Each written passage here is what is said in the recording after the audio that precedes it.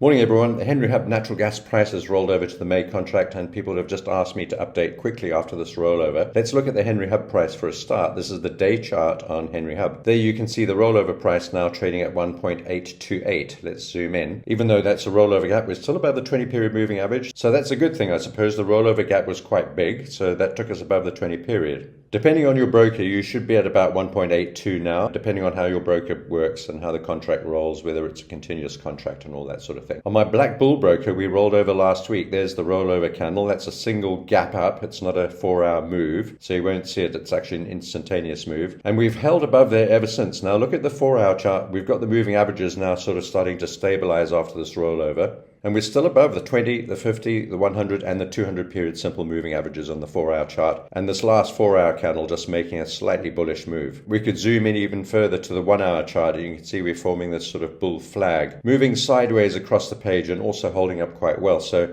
I'm quite happy with that overall. Back to the day chart on my broker. And even though we had that big spike high trying to get up through $2, and despite the fact that we fell back down to the Fibonacci support at about 1.65, we've held above there quite nicely. So that's where we are. I'm still long these last two green arrows on this chart are my entry points on natural gas. And my targets are $2, $2.15, $2.40 if we get there, where I'll be looking to reverse these long trades and potentially looking to sell into that strength. I also had a look at the COT report, and what's noticeable about this is this red line at the top. That's commercials consisting of producers, merchants, processors, users, and swap dealers is actually moving down, still to the long side, but moving down. Whereas the non-commercials, this green line, let me just read this, non-commercials or large speculators consisting of managed money and other reportables, the green line, that's beginning to move up. Still below zero, still to the short side, but beginning to move higher.